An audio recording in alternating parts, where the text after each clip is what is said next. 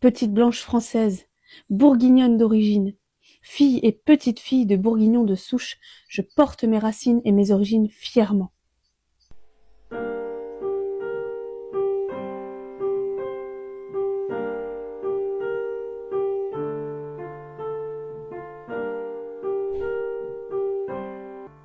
Ma famille vigneronne, athée pour la majorité, aux ascendances juives d'un côté, qui a subi toutes les guerres effroyables à l'encontre des gens qui assumaient des idées différentes de ceux qui les menaient, a injecté dans mes veines la volonté d'assumer ma liberté et la liberté de chacun d'exprimer et de vivre ses propres choix.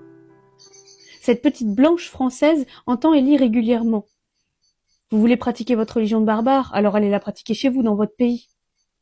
Et la meilleure, pour moi, reste la plus récente.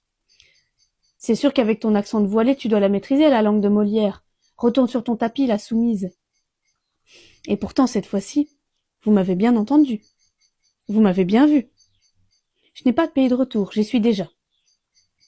Cependant, depuis que j'ai décidé de porter le voile suite à ma conversion à l'islam, vous m'avez métamorphosé en arabe de France. Non pas que ce soit une honte, bien au contraire. Je serais tellement fière de faire partie d'un peuple qui a par 2 fois sauvé la France des mains des plus gros dictateurs de l'histoire humaine. Mais je n'en fais pas partie, car ce n'est pas ce sang qui coule dans mes veines. Et personne ne me transfusera de force d'un sang qui n'est pas mon identité. N'oubliez donc pas que je ne suis ni arabe ni noir, mais que je subis la même lutte que ces derniers. Et cela à cause d'un morceau de tissu qui vous dérange. J'en suis arrivée par ma revendication de la liberté de choix et ma pratique de celle-ci à porter dans ma chair, et non plus que par altruisme, un combat contre le racisme. Vos amalgames et vos idées liberticides m'interdisent d'être française d'origine. Au-delà désormais de priver les personnes d'origine étrangère du droit d'être françaises de naissance, vous arrachez les racines des arbres généalogiques qui font l'identité de personnes comme moi, dont les familles font partie des plus ancrées dans le paysage français depuis des générations. Alors je vous le demande, parce qu'un textile plus fin que vos idées noires recouvre ma tête, me renierez-vous? Parce qu'en mon fort intérieur je crois en une entité que vous ne comprenez pas, me renierez-vous? Parce que 5 fois par jour je me prosterne devant celui en qui je crois et qui me permet de vous pardonner tous les torts que vous nous faites, me renierez-vous? Parce qu'une fois dans l'année, j'accomplis un acte qui m'apporte la paix et la sérénité, me renierez-vous?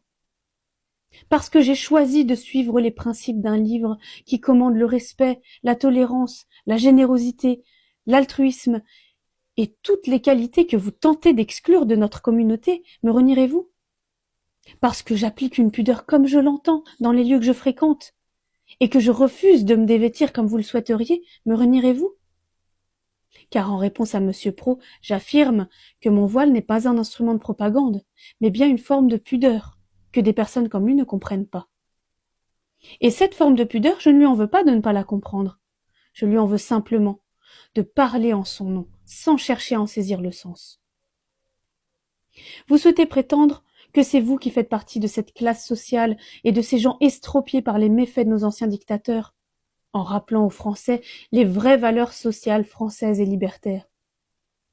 Vous voulez embrouiller les esprits pour que le peuple vous pense de cette catégorie de gens bienveillants luttant pour la liberté de chacun, en inventant des idées liberticides, fratricides et déshumanisantes.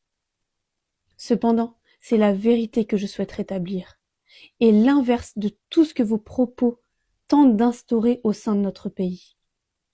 Car oui, c'est bien mon pays.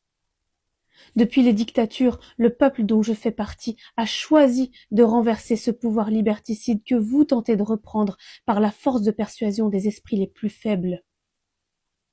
Aujourd'hui, vos actes et vos propos définissent une interdiction à quiconque souhaite se revendiquer descendant d'une famille du terroir français de le faire.